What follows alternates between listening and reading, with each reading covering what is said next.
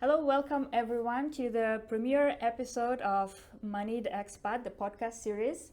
I'm very excited to start this series for expats to share financial topics that no one else is discussing. So for the first ever podcast, I'm very excited to have my colleague, William, who's just celebrated 11th anniversary as a financial advisor. And let's crack on.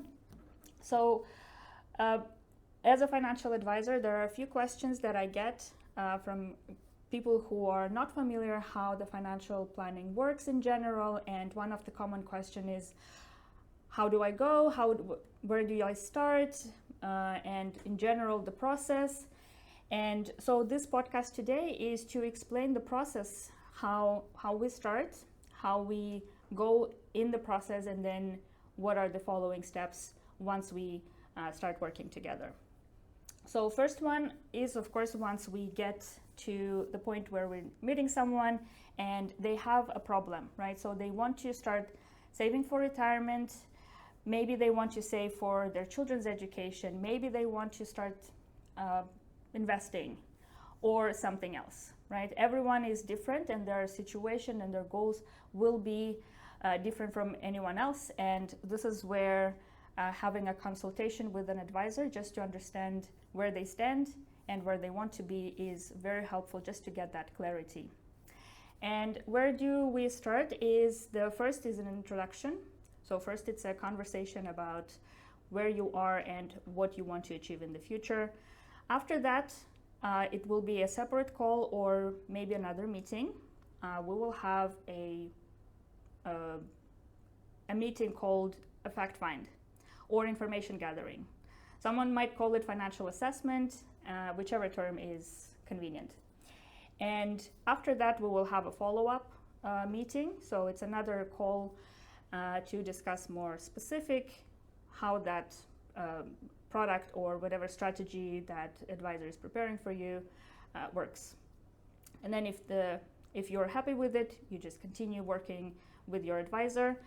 And once the plan is set up, once the account is open, or you've made your transfer and the investment is all ready, it's not the end of the relationship, right? So it's an ongoing relationship that goes on for many years. So you will have regular reviews with your advisor discussing what's going on in the markets, how your portfolio is going, if there are any changes in your life that might affect how your financial journey will continue. So for instance, you had a baby, got a promotion, maybe changed jobs, maybe relocated to somewhere else. So these are all factors that need to be discussed, and this is where regular reviews are helpful to rebalance and change your strategy as we go.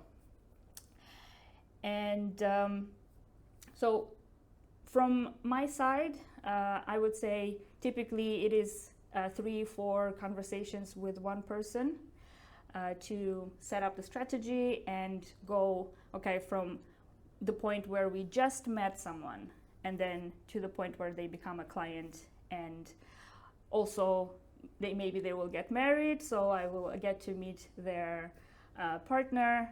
Maybe they will have a baby, so I get introduced to the kid as well at some point, and then we'll start something, discussions about that baby's future too. And so next on, let me touch on the few questions that people are too shy to ask. And this is where my colleague and manager, William Trayford, will be able to help me. You know, you've been with the company for 11 years now. Yeah. So why don't you let us know, how was your journey? How did you start in the beginning? Absolutely. Well, thank you so much for having me on, Darema. I'm really pleased to be on your first ever podcast. I'm sure it's going to be super successful. So I'm pleased to be here to help you start it. 11 years ago. So I came into the industry with a bit of a financial background, that certainly through university studies and a little bit of work experience, but fairly new to it. Came in as what we called at the time a financial coordinator, which my main role was to kind of work under a senior financial advisor and I would book in meetings, essentially. I would be the one that was reaching out to expats living in China, gauging their interest, and seeing if they wanted to sit down with the senior financial advisor. And then I was kind of shadowing him in that regard, and I sort of learning the industry as I went along. And I only did that for a few months before stepping up to becoming an advisor myself, kind of a junior advisor. Still very much kind of being mentored by senior advisors and managers in the office at the time. And yeah, I mean, sort of obviously doing the full thing, both servicing existing clients as well as taking on new clients. Became a client services manager about a year later in 2016. So was kind of thrown a load of clients all at once, which was fun.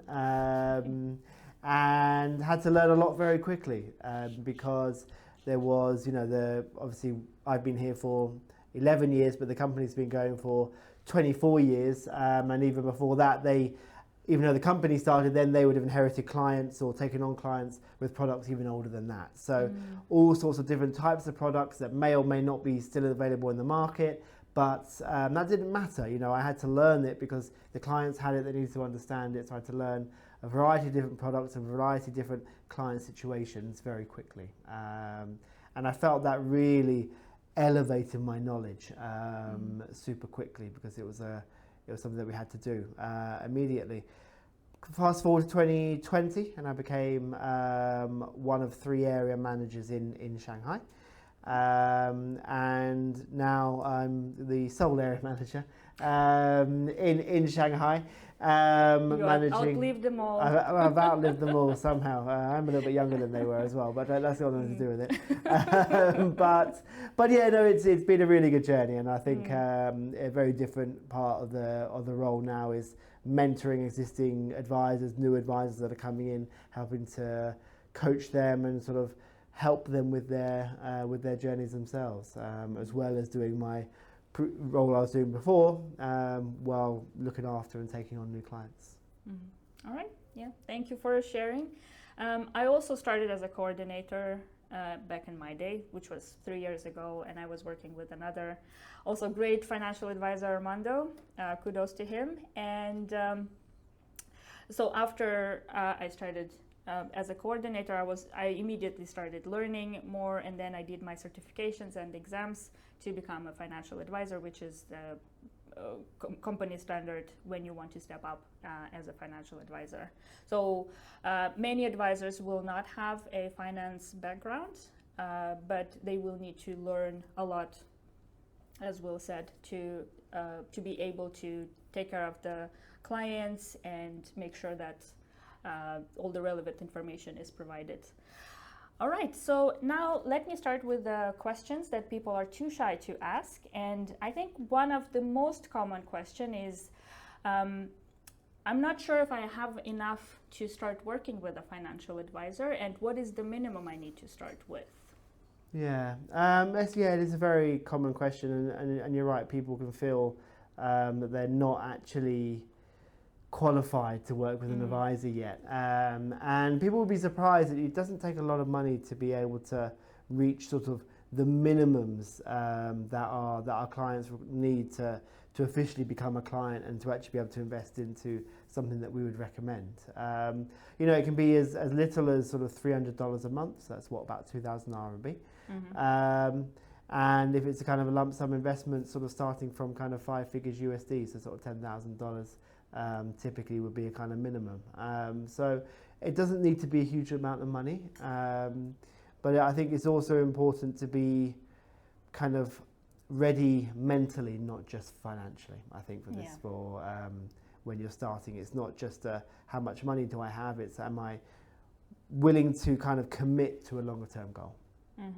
Yeah, exactly, because some people are ready to start something, but then when it actually comes to the point to actually make the transfer, to actually provide some documents, some people will be like, oh, I'm not sure, maybe.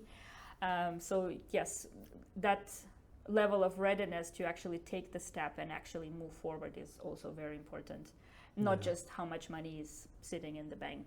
Yeah, and I think as well, just to add on that, I mean, when we say sort of ready, it doesn't mean that you need to have decided that I'm going to work with Darema before you've even sat down with her, right? That's not really, but you kind of need to be open-minded to working with an advisor. You may end up deciding not to work with an advisor, but you have decided that you're going to do something towards a goal, right? It's not just a case of, oh, I'm just going to see what's out there. I may do something, I may not. That shouldn't really ever be the decision. If you're deciding to work with an advisor, it's either I'm working with advisor A, advisor B, or I'm doing it myself, should be more the choice. It shouldn't be I either work with an advisor or I do nothing at all. And I think that's where you need to get to mentally when you're starting this. And yes, I do also have conversations with people who want to do it themselves. They just maybe not sure which step to take next, and which is also fine, right? Because sometimes you might have a conversation with an advisor and then realize that I'm willing to do what it takes to do it myself. And then sometimes people will realize that actually it takes more time, more effort, and more additional research, which you won't have time for. So it's not necessarily that when you have a conversation with a financial advisor, then you definitely must work with them. It doesn't mean that. You can always go and try. I've also met some of my clients, they try themselves. It's just for expats in China. It can be challenging to find the platform that actually works, and then finding your account also can be a challenge, because banking in China, it's another thing, another challenge. Although it got better these days, but still.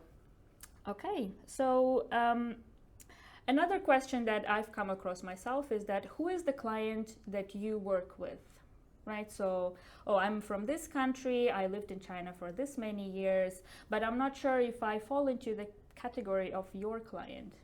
Yeah, it's an interesting one. I mean, because we realistically, in the kind of, you look at a global kind of type of clients, many people would say that us working with expats is a niche, right? And realistically, expats are a niche, right? They're not the most common kind of type of person in most countries. I know you'll have different examples of somewhere like the UAE, maybe, where there's far more foreign nationals than locals. But for the majority of countries, the foreign nationals are the smallest part of the population.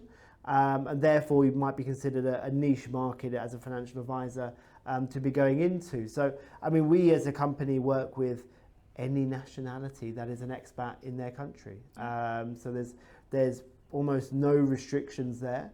Well, certainly no restrictions on our side as the financial advisor. There may be restrictions from an institution that you want to work with, or what your nationality is. But there's always workarounds. There's always, I think there's always something available to someone. It may not be that everything's available to everyone, but there's always every nationality we can cater for. Some advisors may narrow their niche further than just expat. They may narrow it towards a certain nationality that they specialize in, or a certain profession or something like that. But I would say certainly in our office in Devere, Shanghai, which covers all of mainland China, I would say no one is particularly or turning away certain nationalities or professions. While they may have certain specialties, they would be pretty much open-minded to working with anyone, I think. Yeah, personally, I've never had any person that I would say, oh, sorry, I cannot help you in anything. Because in the range of products that we work with, there's something that will work instead. Yeah. Even though due to sanctions or certain geopolitical tensions, there may be some products that are not available to some expats, but generally there's always an alternative that works, and we're able to find it. Yeah, and I think as well on that, it's one of the advantages, right, is actually while the more difficult the nationality, it's the wrong kind of phrase, but the nationalities that normally have the most problems, that come up against the most barriers of, I just can't do it on my own, Yeah. is actually where we probably come in and be helpful the most, because by working with an advisor, it almost adds an extra layer of kind of certification and something that actually allows it to open more doors because you're working with an advisor, something that perhaps other institutions are not willing to take on that risk. Via the advisor route, often that more doors will open, or we will just know ways that you can't just find on Google or whatever. Or WeChat groups. Or WeChat groups or something like that, even more unofficial. So I think it's important in that regard. To think about, okay, what's available, and the fact that there is, as you say, there is something available for everyone. Yeah. And also, I've certainly had people who tried for years, just to get the money out, and then as a result, they have so much cash in the bank, just because they couldn't find a way to transfer it out, or for whatever reason they cannot transfer it back home, and it's just stuck. And it's just there doing nothing. And first of all, we are, as financial advisors, we have ways, and we can ask each other because we're all expats as well. So we know ways for fellow expats from the same country. So we know the challenges that people from our countries also face. And we can also ask each other. And also other offices in other countries, because this is something that's also a benefit of having an international network within the company, because we can always message someone in another office and ask, okay, so how do you guys deal with this in your country, if we have a question around that. Right. And it's interesting that you say that as well about the backgrounds, and it's literally just come to my mind that I think we've in our relatively small Shanghai office, I think we've got an advisor from every continent, which is quite impressive. So you get a bit of the different background of where they're from, what's possible in that kind of region, and what difficulties they may be facing as someone from that part of the world, living here in China, which obviously we understand the China part of it as well. Yeah, exactly. And also other tools, right? So not just investing, but also money transfers, maybe DIY platforms, because again, as advisors, we also invest ourselves, and we may be using different platforms too. So it's always good to ask each other, how did you do this, or how did you handle that, and things like that can be related to finance too. Okay, and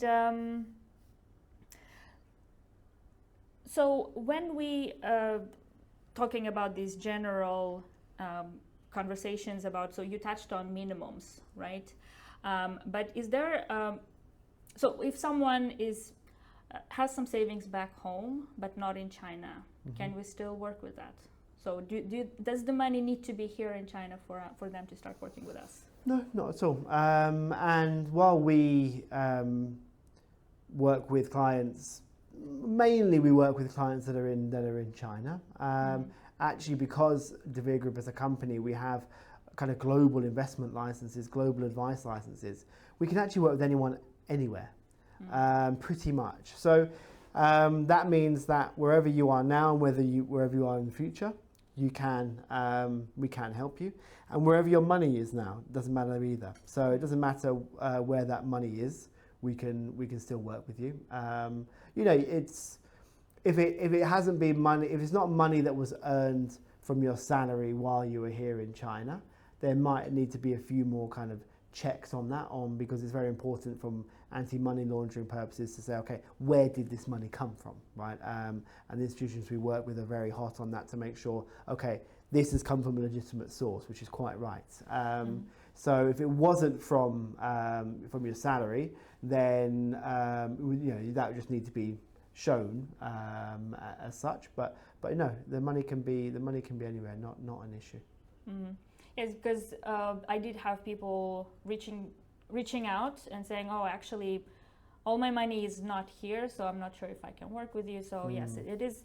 The good news is, if your money is somewhere before you came to China, it still can be invested with an advisor who's based in China, as long as, like us, they're an international firm that can help with cross-border transfers. And then also it's another thing, right? So some people are not sure if they can, if their savings are in their home country, can they invest it somewhere else? Especially with the products that we work with, it's usually a neutral zone that's not linked to China or any specific jurisdiction, because it's international and they are open to work with expats. So even if you are here today in China, then you might go back to your home country, then you move somewhere else, and then you're planning to retire in a completely different country. The plans are still accessible, so you won't have any issues with, okay, I moved to another country and now I need to close my previous account because that country doesn't accept that kind of platform. So yeah, having this accessibility, mobility, and flexibility is something that's very important for expats, because we never know where we're gonna end up. Okay, so now tell us a bit more about how the processes and how, in general, your experience as a financial advisor was when you just started 11 years ago and now, right? So many things happened in the last 11 years. And so what would you say is the major change? Yeah, I think, there's been a lot, right? There's been companies that we used to work with that pulled out of the China market and no longer work here because they've decided that it doesn't reach a certain threshold, or they just don't like China. It's deemed as too high risk from various points of view. So that's been some significant changes.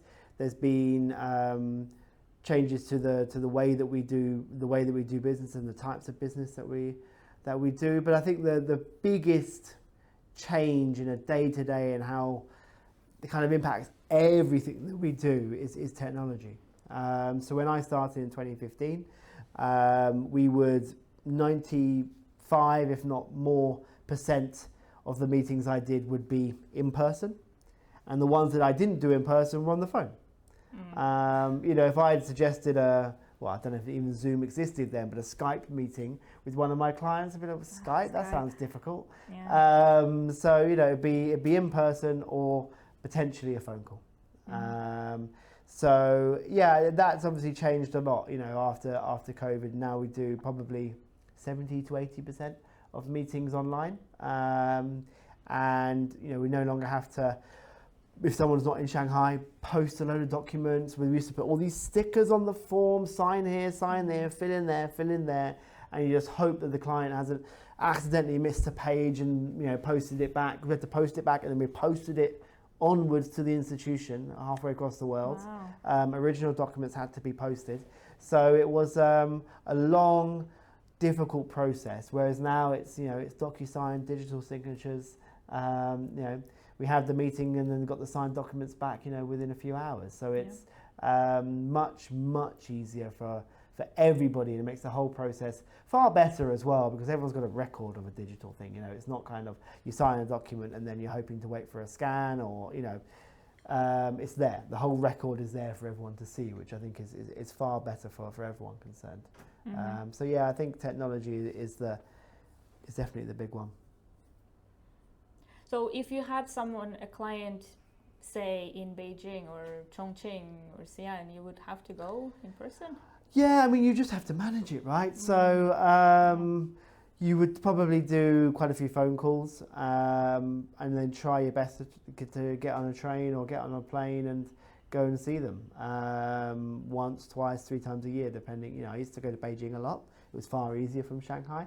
But a number of other cities, you would just try and make it work. I enjoyed it, right? It was good to get out there and see people in person, see a different city, see what's going on there, and get the feel for what they're doing on a day to day. There's a lot of value in still doing that. I certainly would encourage our team to be doing that and getting out there and meeting people face to face. There's a lot of value in there, in doing that. Myself, my time's very precious now, so I perhaps haven't got the time to spend realistically 3-4 days to go to another city and do a handful of meetings. But most clients are very comfortable being online now, and obviously Shanghai, we cover all of mainland China, Taiwan, Macau, South Korea, but also if you've become a client and you've moved on elsewhere, we may well be able to service you as well if you're across Southeast Asia or other parts of Asia too. So being able to do all of that online is far better than, you know, I mean, some of my clients didn't even have online access back in 2015, 16. So the only time they would see the value of their policy was when I came out with a paper valuation and sat down with them in person. Otherwise, they just didn't know what was going on. They just trust it's going well, and well, even us, we didn't have easy access to it. So we would have to phone up the institution. Can you please send us a valuation? They would then email the valuation, which we could then, you know, obviously we could forward that on via email as well. But most often it was just when you sat down, which had its pluses. You know, in volatile markets, clients are not stressing out, checking their phones every day. Oh, look, it's gone up a little bit, down a little bit. Oh, what's happening? Because these are often quite long-term plans. That actually the best thing is just to set it up and never look at it. So it had that advantage. People weren't getting worried in between, seeing their valuation do funny things. Well, these days valuations, 5 seconds to just generate it in the CRM. Yeah. And then we have an app for clients. They can log in anytime, and then when something is, you know, cash didn't change to the investment yet, or something is appearing that they're not sure about, they just message me and ask, oh, could you clarify on this and that. So yes, there is a benefit to this clarity because clients can see what's happening with their portfolios. But yes, there is also a point of, oh, why is it down? What's happening? I mean, to give people a look behind the curtain, when we introduced our Devere Core app, which I'm guessing was maybe 2018, around that time, there was some resistance to it. Oh, okay. We can't, you know, clients are going to be able to access the valuation whenever they want it, immediately on their phone. They're going to be asking us all day, all night about what's this, what's that, what's this. There's going to be so much stress on the client, there's going to be stress on us, and there was quite some resistance to us having this client app to them see the valuation. Now, all advisors love it because actually it's such a great way for our clients to be able to see the information and be able to kind of actually not bug us as, Will, can you send me a valuation? And you can imagine that, right? If a client has to send me a message or an email and then I've got to contact the institution, wait to get that valuation, then send it on, you know, that's time out of my day. Just all they want to see is a headline number. Yeah. So by being able to put it in the palm of their hands, you know, it just takes, it doesn't waste as many people's time. So it's far better and I think gets people more engaged with their money. Yeah, of course. Which is also really important. And then also with our core app, everything that a client has. So potentially it's not just one product. It could be a savings plan. It could be a platform. It could be a life insurance product or something like that. And yeah, and it's just there in one. Oh my God. Okay. Okay. And so it's just really useful because the client can see everything, and I know that they can see the same thing that I'm looking at. Yeah. So it's 24/7 available at any time. Okay. So, well, in your experience, right? So for 11 years now, is there, or do you feel that there is a difference how men and women go about their financial planning and how single people versus families manage their financial planning? Yeah, I mean, I hate to generalize, and I'm often the one in the office where people will say this, that, and the other, and I really try to encourage my team to say, you know, before you've met a person, don't start making assumptions about their nationality, their age, their gender, or anything else, because every individual is very different. Are there some common traits, common trends? For sure, and I would say, I think one thing that's different, this may be a reflection more on me than the market, but who knows, but I take on a lot more female clients now than I did in 2015, and single female clients. I think there's a lot more knowledge and information out there now, a lot more people are aware that they need to be doing something, And whereas I think, historically perhaps men were more focused on that or kind of conscious of doing that and prioritizing it, I don't think it was a priority as much for women, or certainly single women. And I think that's really positive to see that people are kind of taking control of their finances. Main differences, I would say that probably women would more likely to go further into the detail and perhaps make more logical decisions, where men are probably more followed by their kind of gut instinct, generally speaking. But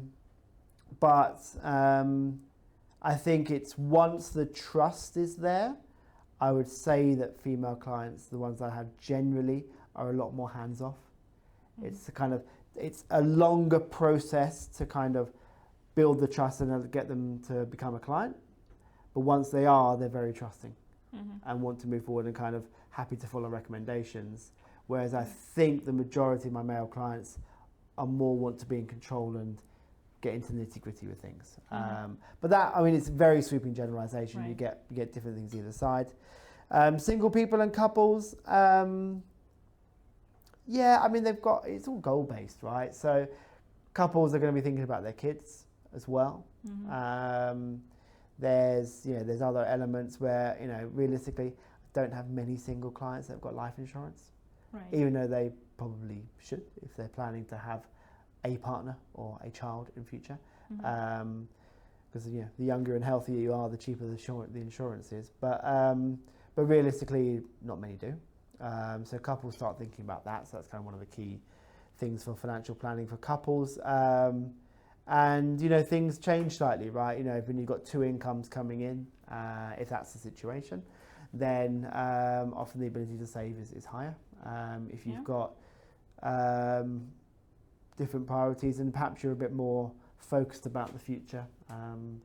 Time goes quickly when you've got a kid because you see them growing up, and suddenly you're like, wow, time has flown by. So I think the key factor for me when things change is when people turn 30. It seems to be the magical age that suddenly people go, oh, I'm 30, I haven't done anything, I need to do something. You need to start adulting, and usually the money is the place to start. Unfortunately for some it's 40 and even some it's 50, but I'd say 30 is a key age where people start thinking about it. I think perhaps certainly in the kind of millennial generation, but unfortunately there's quite a few people into their sort of 40s or 50s and saying, right, pension time, and it's like, okay, perhaps 20 years ago was a better idea than now, but hey, you got to start at some point. And it's better start now and not dwell on the fact that you didn't start, or think that, oh, I didn't start it then, so it's too late now. So it's better to just start regardless and just do the best you can in the time that you still have until retirement. From my side, I think in the last probably like a decade, there's a lot of movement about empowering women, especially around their finances, because this is also something that wasn't really in focus in the past, because I think a couple of generations ago, even in the last generation, a woman's financial planning would be finding a husband. But now that changed, and so more women are now realizing that actually they are in power. They have a choice what to do with their money, and it's up to them. And even though you don't really understand how investing works or what are the options there, you can still do something. And I do have a number of single female clients who are in China for 5-10 years or whatever it may be, and so they just want to have something for their future. Even those who are married and have families, so they just want to make sure that whatever happens, they still have their own plan for their future. And and this is something that I mean, we still meet clients, women that are, oh, my husband does everything, or vice versa, right? So the husband says, oh, my wife does everything with the finances. But I noticed that in the recent years, more people are kind of aware that there is more than one way to deal with their finances, and so they come to us to discuss what it could be. Yeah.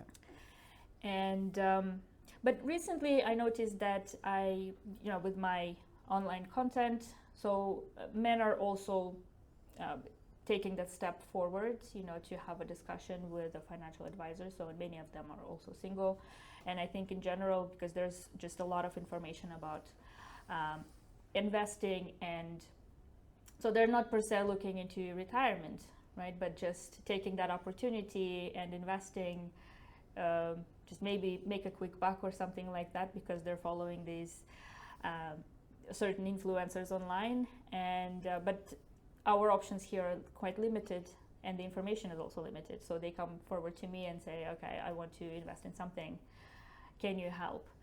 And so generally how men approach investing is just make a quick gain as soon as possible, as high as possible. Again, generalizing, not every single person is like that, whereas women are more cautious, and they take more steps to understand what I do, learn more about me, just have that connection before they actually trust and move forward. All right, and so as discussed, in the last 11 years, so many things happened, and the major one would be COVID, which was 6 years ago? Yeah, I guess so. Yeah, it's been 6 years now. It's crazy. And so we were on lockdown here, and I think everyone was affected, even if they were in another country, either having to sit at home, work remotely, or out of work for some time, or just, maybe a lockdown, maybe it was a softer lockdown, maybe it was stricter lockdown like we did here in Shanghai, but everyone was affected. And of course, in the whole world, there was a lot of uncertainty, how it's going to go. Is it going to go worse? Are we all going to die? Or something like that. And then after that, in 2022, there was another conflict in Ukraine. So the stock markets fell. And in that period, because it all happened so close to each other, so how did you manage with your clients? What kind of conversations did you have? And was it difficult to have conversations with the newer people who were just thinking to start something, but seeing all of that? Was there some kind of resistance or hesitance? Yeah, for sure. I think the newer the clients, especially if they're new to investing, if the first bit of investing they've done is with you,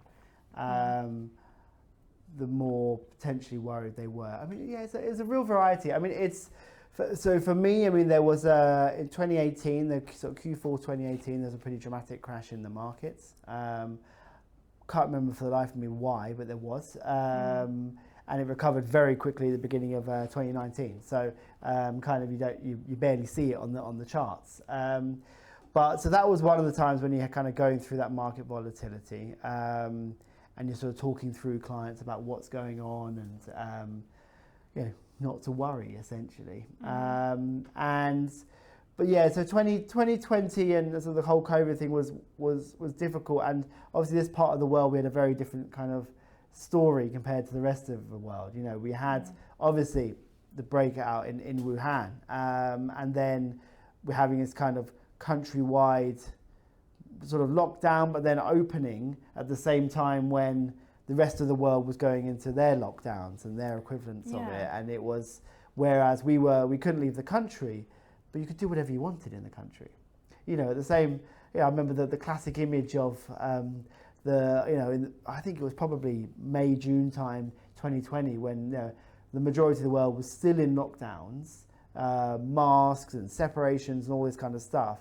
And there was pictures of people in Wuhan in a water park, all kind of celebrating, and it was sort of like that was where China was. So China was doing that so successfully. But from our point of view and our clients' point of view was that markets were crashing, right? From sort of mid-February down to kind of May time, the markets fell about 30% at that time. But then there was a really sharp recovery. So we were kind of all the way down and all the way back up again by, I think, sort of July, August time. So really dramatic drops. We were moving office at the time in late March, and I remember really clearly in our reception, I'd come here to see how the construction was going. The guys had finally come back in to continue the construction because obviously they couldn't for a long time. Right. So they'd finally come in. I'd come in to check that, and I was having a meeting downstairs in the coffee shop, and the client telling me this is different. You know, I've been reading this, I've been listening to that. They're talking about this is completely going to change the whole economy. Stock markets are not just going to fall and then come back up again like they have done in the past. They're going to be down for years. The whole thing is going to change. Yeah. And, you know, I disagreed with this client. You know, I agreed to an extent that things could change, but I said, you know, fundamentally, the markets will rotate into different types of companies at the top of the market potentially, but generally speaking, the market will recover. And you know, the client thankfully listened to me and didn't sell out of everything at the bottom of the market, and things recovered quickly, as they often do. Same thing in 2022. We're going through a lockdown. You know, as you mentioned, Ukraine-Russia war. The lockdown here obviously had an impact because you know, goods were not leaving here, which was causing price pressure as well. You had that COVID lockdown issue as well, where you had supply chain issues from, you know, kind of backed up, and then a real bottleneck as well. And you know, basically the amount of money printing just caused that really high levels of inflation. Interest rates shot up. Stock markets hated it. So various factors involved with it, but you know, the bottom line was markets were down about 25% at one point in 2022. And you know, I think that was probably easier, actually, to handle clients through, because it was very clear what was going on. And I think people were fairly confident things would recover. I think there was far more an attitude of, shall we take advantage of the moment? Markets are down. Whereas, you know, 2020 was panic, real panic, because of the stress of what's going on in life in general.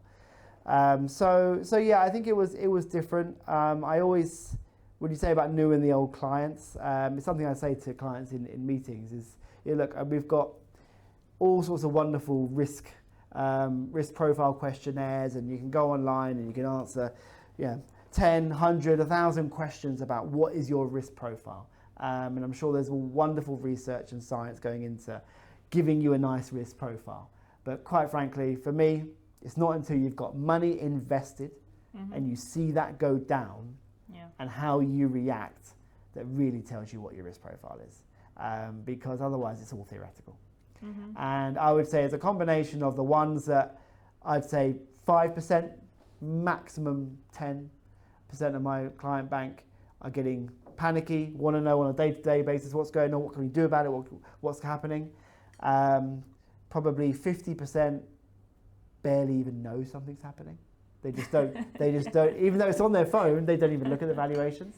And then maybe the other sort of 20, 30% are kind of just aware of what's going on, you know, understand it, kind of just say, okay, it is what it is. You know, I mean, I've had clients where they, you know, did you know the market, especially last year, right? Trump's tariffs, markets dropped 10, 15%. I didn't happen to have a review meeting with them at that time. And they went, oh, Will, what was that?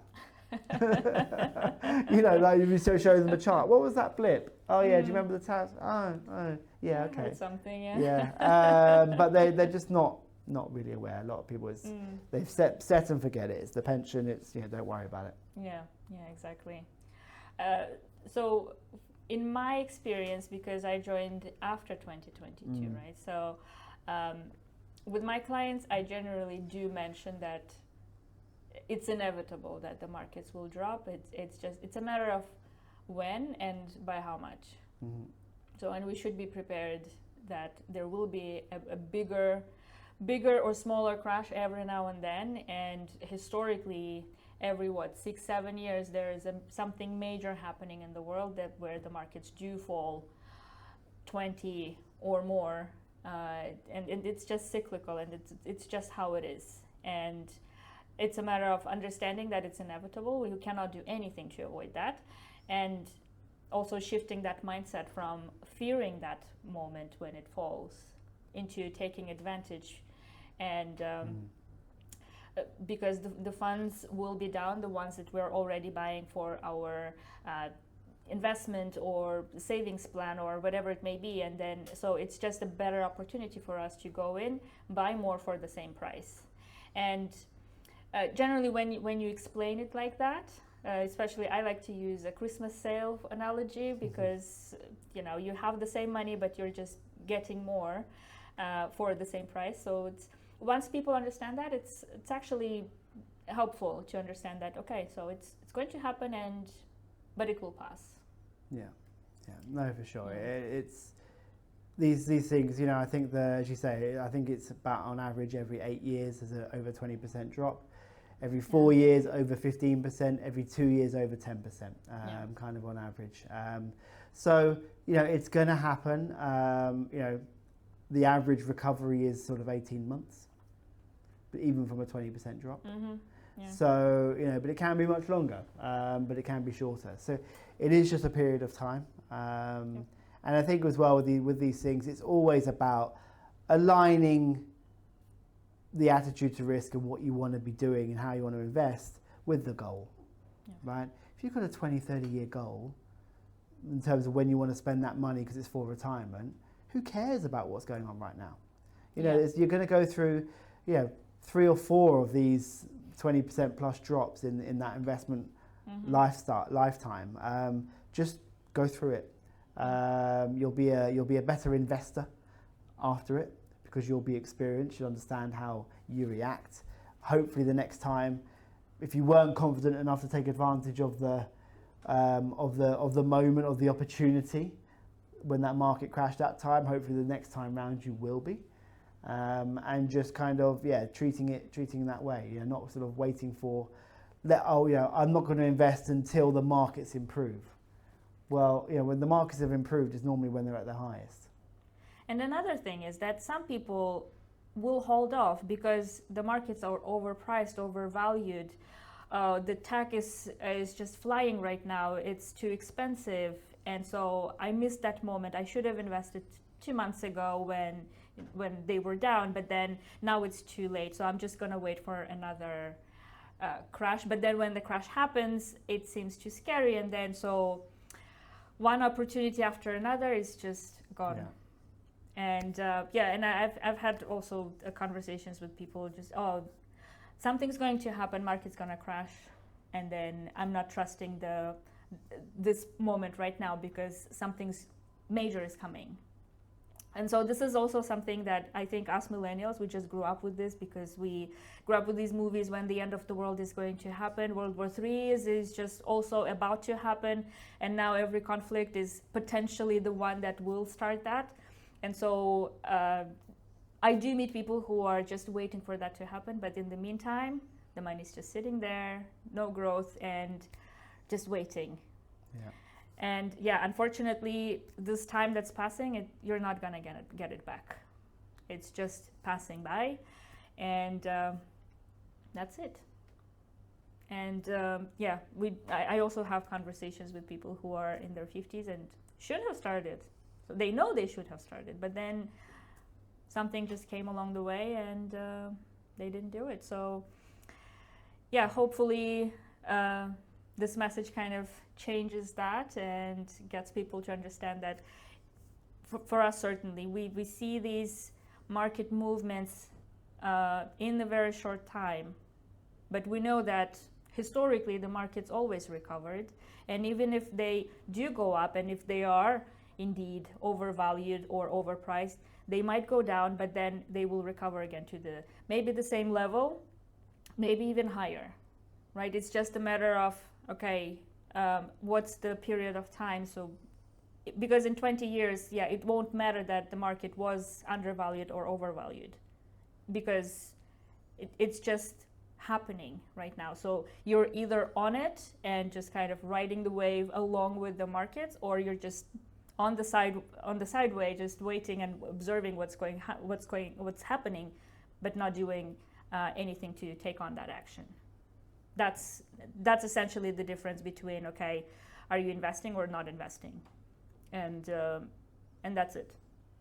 And investing doesn't have to be I'm investing in 100% in the global stock market. Yeah, exactly. So there are different options. There's many different ways that you can invest and grow your money that's better than leaving it in the bank, right? You know, if you don't want to be involved in tech, you can invest in a way where you're not involved in tech. If you don't want to be involved in the US because you've got certain views, or you don't want to be exposed too much to stocks in general, you know, you can hold bonds, you can hold other kind of instruments, diversifying assets, commodities, whatever it might be, property. You know, there's all sorts of things that you can put your money to work in that's better than leaving it in the bank, losing value to inflation. So, you know, you don't have to be it doesn't have to be focused on stock markets all the time. I think there's still a very common myth around investing is that you either go in all in investing in Bitcoin and then just hope for the best that it will shoot up, or maybe you will lose money, and there is no middle ground. So it's just the only way. You're gambling your money away, and that's investing. You know, so that's why we do what we do, right? We educate people. We just share how it actually goes. And yes, you don't need to gamble away your life savings. There are different options where there is some risk to it, but there's also some growth. So it's not just you're prepared to lose it overnight, right? So there are different strategies, and of course it all depends on how long we have and what are you comfortable with. And surely there are clients who have certain values because they want to support certain industry, maybe sustainability, green energy, or ESG, and maybe they don't want to support oil production or weaponry, etc. So all of that can come into account, and we can build a strategy that aligns with your values, with your goals and time horizon. And so after working so many years as a financial advisor, what would you say the most satisfying part of the job for you? I mean, I enjoy helping clients, right? I enjoy when we've set something up for a client and they've sorry, it sounds like there's a clown outside. I've enjoyed, you know, really helping clients to sort of say, okay, got them from a situation where they were kind of confused, they felt like they were not on the right path, that they were really behind.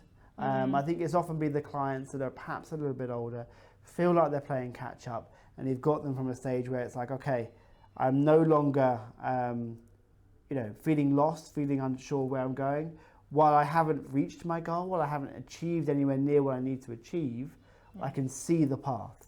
I can see the trajectory. And when you can help clients with that, yeah, it's great. And obviously when they're very thankful for that, it's a nice feeling for sure. And I do enjoy that. I mean, I think that's what keeps me motivated. You know, now I get, you know, an extra layer of satisfaction from the role because I get to also mentor and coach new advisors that are, well, you're not so new anymore, but advisors that are kind of developing in their roles and helping to guide them and seeing them be successful when helping clients as well is an extra kind of motivation for me too. Yes, and thank you, by the way. You know, this Will is very supportive and, you know, always on board with whatever projects I come up with and whatever questions I have about certain cases, certain institutions, products, whatever it may be. Thank you. That's my pleasure. For me, I'd say what drives me is that you know, I have a vision. So one of my clients retiring, having the life of their time somewhere, and they will, for a moment, they will stop. Okay, you know, I'm really grateful that she told me what to do, and so now I may not be alive, I may not be an advisor at the time, you know, I may be who knows where, but, you know, my vision is that my clients will have that, thank God I did something, and I did it when I did it, so now I'm covered and I'm comfortable and I have what I need. So no matter where they are, right? So so that's my motivation. Interesting. I have it's interesting how you're motivated, and that's really cool. I'm a bit more motivated by fear. And I have a fear that one of my clients is going to pass away. I've never had a client die on me, amazingly. But it's going to happen, right? Statistically, it's going to happen. And that their family will turn around to me and say, Will, what life insurance is there in place? Right. And I say, we didn't have that conversation. Now, if I had that conversation and they didn't put it in place, that's on the client. That was their decision. That's fine. That's okay. But it's my role to have that conversation. So that's one of my kind of fears with clients, that situation is going to arise, and I didn't have that conversation seriously with them, right. Which has always been in the back of my mind, because obviously, touch wood, none of my clients die anytime soon, but you're in this industry long enough, it's certainly going to happen. Yeah, one day. I hope I'm not ending this on a dark note. Well, it's part of the job, right? Having these uncomfortable conversations, touching on uncomfortable topics with our clients and their families, because no one lives forever. Eventually it's going to happen. So might as well have a plan when that happens, because it's not optional. And so you need to have that plan. Okay, so when that happens, what I want to happen to my family, and do I want to provide certain amount for them, or do they use whatever I have left, and then what's the process going to be like? So yeah, we do have conversations about, okay, so who's your beneficiary, who will be managing your money after you pass, and so which amounts of your savings you want to go to this person, to your wife, to your husband, to your children, etc. So yes, it's not comfortable, and admittedly, many people avoid the conversation with us and with themselves. But I think that's the thing with having long-term relationships with clients, that we can just get back to it maybe we plant the seed, then we kind of get to the real conversation, because financial planning is not about just investing and growing your money, but it's also about preparing for different stages in life. When your kid is already grown up, maybe you need to pay for their wedding, which you didn't save for in the past, but then you need to pay for it, or their house, or something else, or their education, but then also beyond that, right? So if your partner passes, so what happens then? So it can happen in anyone's life, and so that's something to discuss with us or your advisor if you're working with someone else. Absolutely. All right, that's it for today. Thank you very much for watching, and thank you, Will, for being my first guest on this podcast, and I look forward to having more conversations with you. And if you find this useful, make sure to subscribe to my channel, and if you have questions, if you want to talk to me or Will, I will add contact details below, so don't hesitate to reach out if you have any kind of money questions, because this is MoneyEdXpat, and we talk about real expat finance.